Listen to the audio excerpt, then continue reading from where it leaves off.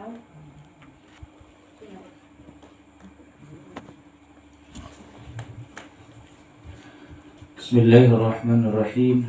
Alhamdulillah wahdah wassalatu wassalamu ala man la nabiyya ba'dah wa ala alihi wa sahbihi wa mawala amma ba'd. Minggu yang telah lalu yang kita baca sedikit masalah perbedaan antara orang alim dan orang abid. Sedikit. Orang alim dan orang yang ketiga orang jahil. Tiga. Alim, abid, jahil. Itu. Di hadis semalam fadlul alim ala al-abid kafadli ala adana rajulin min ashabi. Jadi Jursidin semalam bahwasannya orang alim itu nabagara. Arti orang alim, orang yang mengetahui ilmu tarekat dan hakikat. Itu orang alim. Yang kedua orang abid. Nabagara arti orang abid. Orang abid itu yaitu orang yang mengetahui ilmu syariat haja atau ilmu fikih. Nah itu orang abid. Jadi kayak kita nih orang apa? Orang abid, orang alim, orang jahil. Nah jadi itu. Jadi kalau orang alim tahu ilmu tarekat dan hakikat, kemudian orang nang abid, orang yang tahu ilmu fikih haja, kemudian orang nang jahil semalam orang yang kadang mempunyai ilmu. Nah jadi ngalih banget orang nang jahil. Kemudian apabila orang jahil itu tadi beribadah, itu keterangannya ibadahnya tiada sah. Nah jadi kada kawa kecuali yang sah haja itu tadi orang nang abid. Nang abid itu tahu ilmu fikih, wudu tahu, banyu tahu, sembahyang belajar. Nah itu pahala aja.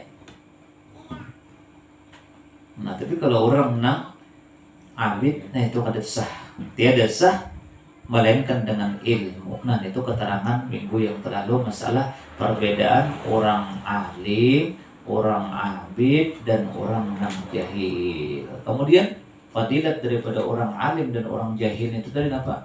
Berapa perbedaannya? Bisa ba'ina darajah, 70 derajat. Bedanya tuh dalam hadis 70 derajat antara orang alim dan orang abid. Jadi kayak kita ini sembahyang apabila tahu pepakihan haja berarti masih sedikit pahalanya. Kadang kayak orang alim. Kalau orang alim 70 derajat dibanding orang nang abid. Nah, jadi itu keterangan daripada orang nang abid dan orang nang alim. Jadi supaya kita jadi orang nang alim belajar, supaya orang jadi orang nang abid pun belajar. Nah, jadi tetap kita tingkatkan. Di apa caranya?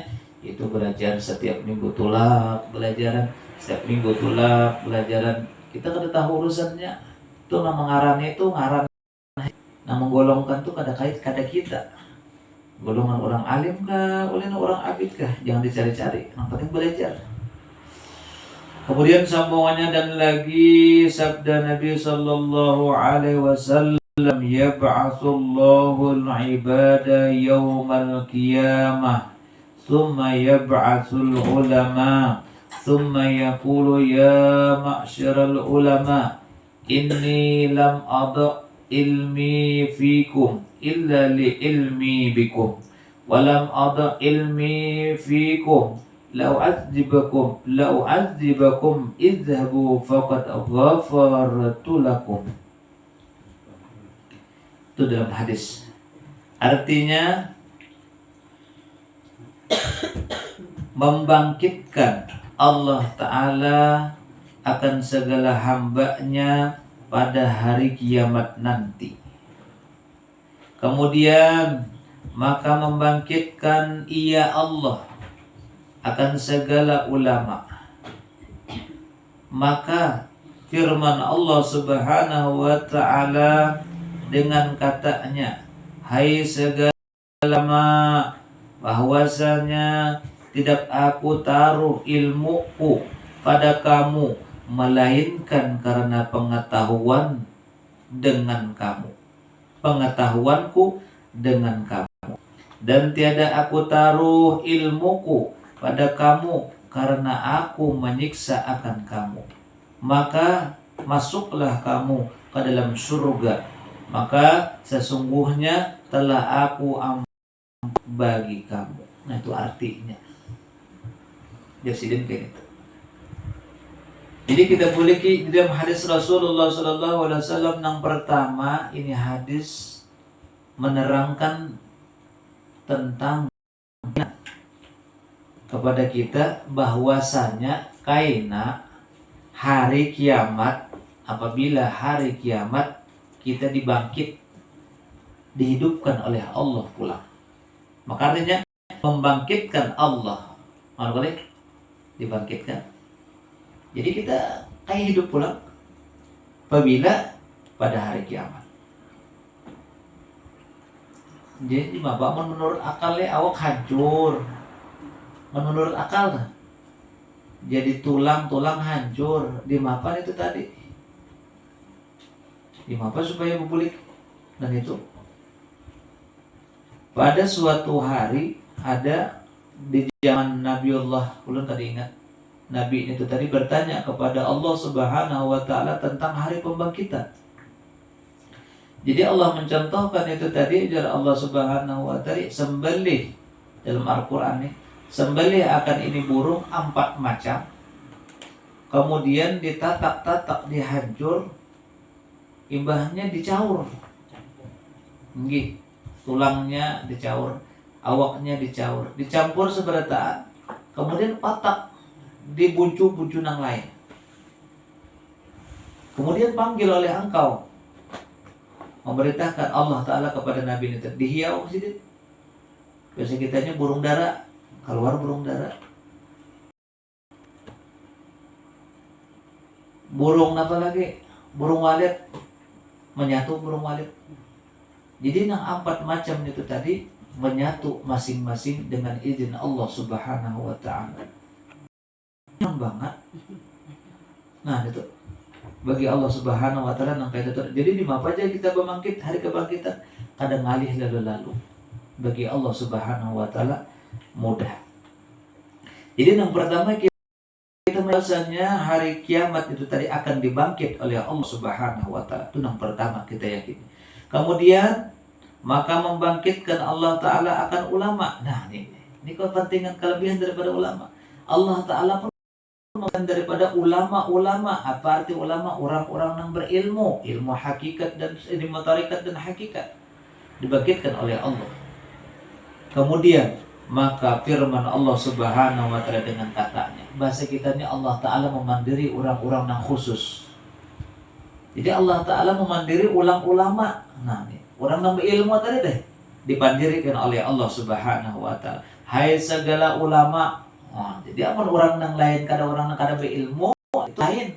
Kaina berarti di dalam hadis ini nih artinya menerangkan kelebihan daripada orang yang berilmu. Rupanya pertama ibadah dibangkit dipandiri oleh Allah Subhanahu wa Ta'ala. Nah itu. Ujar Allah Subhanahu wa Ta'ala, hai segala ulama, dalam hadis bahwasannya tiada aku taruh ilmuku. Nah itu yang ketiga, bahwasannya ilmu yang ada di dalam diri kita, di dalam diri ulama. Siapa yang merasa ulama atau siapa yang merasa berilmu, itu pemberian daripada Allah Subhanahu wa Ta'ala. Jadi kita kan kenapa-napa, makanya la haula wala quwwata illa billahil aliyyil azim. Jadi jangan hendak merasa seorang ini pakai iyanya, masa kita dilanggar ada pakai iyanya. Lihat akan aja. Awan seorang menagur pas seorang lihat akan seorang kalau paparakan lagi lihat akan situ kalau gua ada ilmunya atau ada ambilannya, ada kitabnya. Nyaman banget nang kayak itu pian. Amun da iya menagur seorang kan salah. Nah. Kenapa garang dasarnya seorang kada ilmu. Jadi itu jangan merasa, dalam hadisnya menerangkan aku jar Allah Subhanahu wa Ta'ala akan aku taruh ilmuku pada kamu. Jadi ditaruh oleh Allah Subhanahu wa Ta'ala pada diri kita masing-masing. Melainkan karena pengetahuan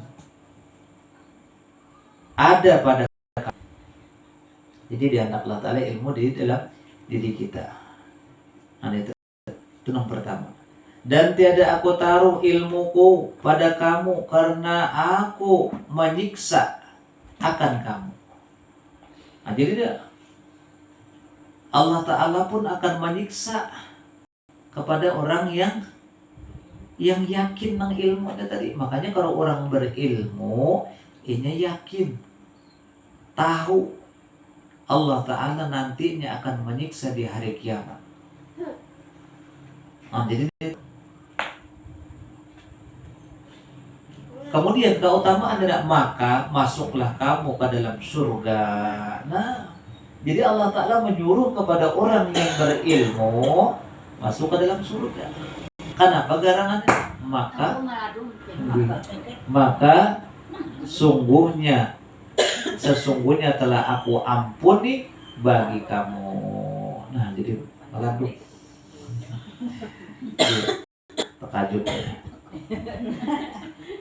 Nah, jadi nih tuh. Jadi keutamaan daripada orang yang berilmu apa garang? Apabila kaina disuruh Allah Ta'ala masuk ke dalam surga kadang alih. Kenapa? Karena masuk kamu ke dalam surga, maka sungguhnya telah aku ampuni bagi kamu. Orang berilmu itu kelebihan daripada orang berilmu. Makanya Jorot melihat dalam hadis ini, apabila anak masuk surga, belajar. Habis kisah, tulak ke pembacaan, tulak ke majelis. Nah, di manakah?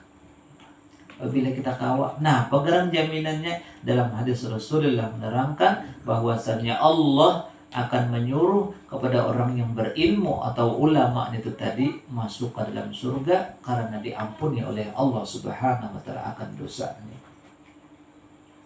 Nyaman banget orang. Mudah-mudahan kita berdataan, amun kita kada anak kah, amun kada anak cucu kah, mudahan jadi orang alim atau orang yang berilmu tadi. Nah, itu dalam hadis itu menerangkan ada beberapa macam yang kita ambil hikmahnya. Yang pertama, meyakinkan kita bahwasannya hari kiamat akan dibangkit. Yang kedua, ilmu yang ada di dalam diri kita pemberian daripada Allah. Yang ketiga, orang yang berilmu itu disuruh Allah Ta'ala masuk ke dalam surga dengan keampunan Allah Ta'ala. Nyaman banget. Tapi kada nyaman-nyaman kadang dia.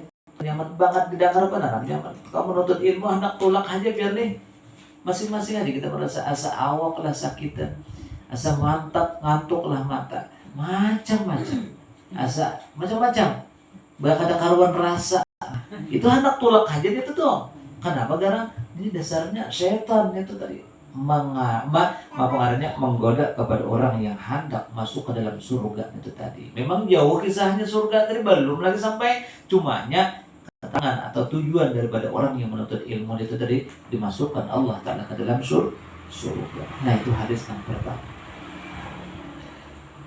Kemudian hadis selanjutnya, wakila ya Rasulullah ayyul a'mali afdalu, faqala al-ilmu billahi azza wa jalla, faqila ayyul a'mali tazidu, faqala al-ilmu billahi azza wa jalla, faqila nas'alu anil amali wa tujibu anil ilmi, faqala inna qalilal amali yanfa'u ma'al ilmi billah wa inna katsiral amali la yanfa'u ma'al jahli billah.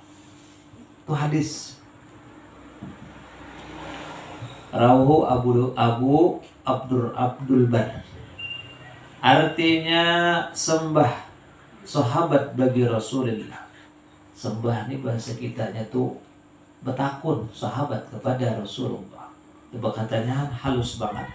Sembah betakun sahabat kepada baginda Rasulullah sallallahu alaihi wasallam dengan katanya, ya Rasulullah, apakah amalan yang terlebih afdal? Maka sabda Rasulullah sallallahu alaihi wasallam yaitu mengetahui Allah azza wa jalla.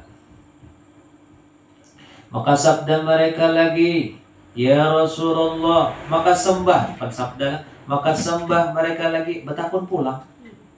Sahabat tadi bertanya pada sahabat kepada baginda Rasulullah, ya Rasulullah, apakah amalan yang terlebih besar, yang terlebih pahalanya itu terlebih besar? Yang di atas terlebih afdal, yang kedua terlebih besar. Maka sabda Nabi yaitu mengetahui Allah Ta'ala. Maka sembah mereka, ujar sahabat, kami bertanya kepada amal daripada amal, dan engkau jawab dengan ilmu. Maka sabda Rasulullah SAW, sedikit amal beserta mengenal Allah Ta'ala yaitu terlebih manfaat, dan bahwa banyak amal serta jahil kepada Allah Ta'ala itu yaitu tiada memberi manfaat. Nah, jadi hadis ini menerangkan sahabat bertakun, menceritakan tentang sahabat pada suatu hari bertanya sahabat kepada baginda Rasulullah. Ujar sahabat, ya Rasulullah, apa amalan yang afdal? Dijawab oleh Rasulullah, mengetahui Allah Azza wa Jalla.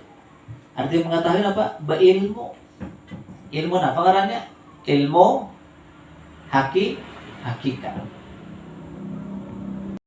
Dan hakikat tadi itu di atas semalam keterangannya sudah ada. Arti ilmu yang bermanfaat itu tadi ilmu tarekat dan hakikat. Itu yang pertama, menuntut ilmu. Jadi ilmu apa? Ilmu mengetahui Allah Ta'ala. Membahasa kita itu ilmu tauhid. Nanti maka belajar ilmu tauhid kita tahu wujud artinya apa, kidam artinya apa, jumlah seberataan itu tadi 50 aqaid menjadi kalimat apa? La ilaha illallah. Nah itu yang pertama jasidin. Amal nang afdal nang pertama mengenal Allah. Nang kedua bertanya pulang sahabat ini tadi, nah pajarnya pahala nang ganam. Dijawab oleh Allah, oleh Rasulullah pulang mengetahui Allah Ta'ala. Jadi dengan ilmu juga bahasa kitanya tuh hendak banyak pahala berilmu, hendak afdal amalan berilmu, hendak beramal tapi kada ada ilmunya kada kawa. Dan bertanya oleh sahabat pulang, jawabannya ilmu. Kenapa aja Rasulullah? Jawabannya ilmu aja terus. Nah, aja Rasulullah itu tadi hanya Rasulullah SAW bersabda, sedikit amal beserta mengenal Allah itu terlebih manfaat. Sedikit aja beramal, membaca nah pengarannya la ilaha illallah 3 kali aja. La ilaha illallah, la ilaha illallah. Tapi hatinya lengkap sudah. Ibarat gangan tuh cukup nih uyah fixinnya. Gangan tuh bumbu-bumbunya berlalu nyaman lawan larang. Sedikit aja kayak orang-orang nang, nah pengarangnya bahasa orang amunnya orang nang bisa ada ilmunya. Baru masak tuh, keringat pengarangnya. Sekolahnya kan larang. Harganya gangan nang dijual kayak kita atau nah kisah Kentucky kan. Kentucky jangan ini hayam wara. Kada tahu. Iya di pulun orang itu saya orang wara nih dia. Nah, ini kada tahu ngarannya, kada tahu ilmunya juga. Barin ini ayam ngaran tidak. Nah, jadi itu. Jadi lengkap orangnya menjadi larang harganya. Jadi nangkanya itu jadi afdol, besar pahalanya, afdol amalannya dengan satu jawabannya itu dengan ilmu. Itu keistimewaan atau kelebihan daripada orang yang menuntut ilmu. Kemudian orang yang beramal dengan ilmu itu ngarannya bermanfaat. Sebaliknya orang yang beramal cuma ada berilmu, kenapa? Sia-sia, tidak memberi manfaat. Manfaat katanya apa katanya?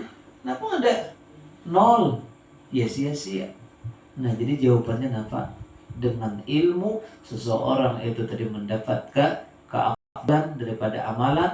Dengan ilmu seseorang itu tadi akan mendapatkan pahala yang besar di sisi Allah Subhanahu wa Ta'ala. Nah, gitu. Anang baik lagi mana berilmu dan banyak beramal. Oh, paling harap sudah nih ay. Nang kayak itu. Nah, memang tuntutan orang yang berilmu beramal. Nah, itu hadis yang kedua. Dan hasil daripada perkataan Imam Ghazali rahimahullahu ta'ala di dalam kitab yang bernama Jawahirul Quran, bahwasanya ini mengisahkan, ini musannif Ujarusidin nilai hadis Ujarusidin bahwasanya ilmu tarekat dan suluk itu dinamakan ilmu tasawuf. Belajar kita apa nih? Belajar dah. Napa makanya mabadi ilmu tasawuf. Nah, pagandang ilmu tasawuf tuh isinya tuh. Ilmu tasawuf isinya apa? Ilmu tarekat dan suluk. Ilmu tarekat artinya ilmu yang membawa kepada mendekatkan diri kepada Allah. Ya gawian supaya apa ngarannya ada pemalar. Nah, kali mana pengarangnya semalam? Sabar daripada cobaan. Nah itu. Tuh suluk ngarangnya jalan mendekatkan diri kepada Allah. Nah ilmu tasawuf, sabar, syukur, apalagi ridha, tawakal. Nah pengarangnya lagi? Karena banyak kali. Udah ingat lagi. Kada hafal makanya. Sudah belajar kan? Itu dengarangan Ujarusidin ilmu tasawuf. Dia itu terlebih tinggi dan terlebih mulia. Tangganya tuh daripada ilmu fikih dan ilmu kalam. Daripada ilmu fikih. Mau dibandingkan ilmu fikih lebih mulia ilmu tasawuf atau ilmu tarikat dan suluk bila memandang kemuliaannya. Tapi kalau tingkatannya ibarat kita bakalas, yang kelas pertama atau 0 kelas TK mengikuti pen dulu. Kalau bisa membaca ada pen, menggambar, nah pengarangnya lagi bernyanyi. Itu ilmu fikihnya. Belajar tahu banyu, bakuca-kuca banyu, memindandui warna. Nah itu. Ini najis. Itu kan ilmu fikih. Ini najis nah pengarangnya belaga, najis mukhaffafa, najis mutawassita, atau najis yang dimaafkan, atau najis yang kada dimaafkan. Nah itu di ilmu fikih. Kada juga kada kawan juga langsung ke ilmu tasawuf, kan kada ilmu fikih. Nah, jadi itu ilmu fikihnya nangkain itu dulu. Amun dibandingkan mulia ilmu tasawuf. Tapi kada kawa ilmu tasawuf itu kita dapatkan kada melalui ilmu fikih dulu. Nah, gawe dulu berwudu, gawe dulu mandi. Nah, hanyar pulang naik pulang ke tingkat lainnya yaitu ilmu tasawuf. Nah, dan terlebih mulia daripada ilmu fikih dan ilmu kalam. Ilmu fikih dan ilmu kalam yaitu ilmu usuluddin. Nah, ilmu usuluddin itu yaitu sama dengan ilmu syariat atau ilmu fikih. Nah, jadi dapat kita bacakan membedakan ada masalah istinja itu fikih. Masalah taharah itu fikih. Masalah najis itu fikih. Tapi kalau masalah akhlak, gawian atau kelakuan, ilmu tasawuf. Itu ilmu tasawuf kan. Jadi dipilih dan terlebih tinggi dan mulia daripada ilmu itu ilmu ma'rifatullah. Nah, ini ma'rifatullah. kawa memilih menggabungkan sudah, dan dinamakan ilmu hakikat. Nang iya aja dah. Terima amalkan juga, amal belajar aja warah. Negara kada diamalkan, lain juga pulang. Dan mau kada bermanfaat ngarannya. Nah jadi itu. Jadi ilmu tarekat dan ilmu syariat. Adapun ilmu tarekat dan suluk itu yaitu jalan kepada mengetahui ilmu hakikat. Kan berkait juga ini. Jalannya kita hendak tahu oleh hakikat. Yang kisah tadi mulia ilmu hakikat. Kada kawa juga apabila kita kada menjalani ilmu tarekat dan suluk itu tadi. Jadi jalan itu bahasa kitanya kelas 1, kelas 2, kelas 3 ilmu syariat, tarekat dan hakikat. Hanya kena makrifat. Nah, yang mana kita injahano kita tahu ngarannya hajib ya. Nang mana ilmu syariat, nang mana ilmu tarekat, nang mana ilmu hakikat, nang mana ilmu makrifat. Nah, jadi mengetahui ilmu hakikat itu iaitulah dinamakan ilmu nafi'. Nah, itu sama dengannya ilmu nafi'. Ilmu nafi' itu tadi yaitu ilmu yang memberi manfaat. Nah, jadi itu. Jadi sudah sampai tak kumpul berataan itu tadi. Hanya ilmu nafi', yaitu yakni ilmu yang memberi manfaat di dalam akhirat. Nah itu kan artinya kita bertagih anak Allah Ta'ala tentang pahala ada. Apabila kita menagihnya di negeri akhirat, urusan pahala negeri akhirat kan. Mau di dunia nggak ada. Amun di dunia ini apa sekarang? Rasa nyaman aja.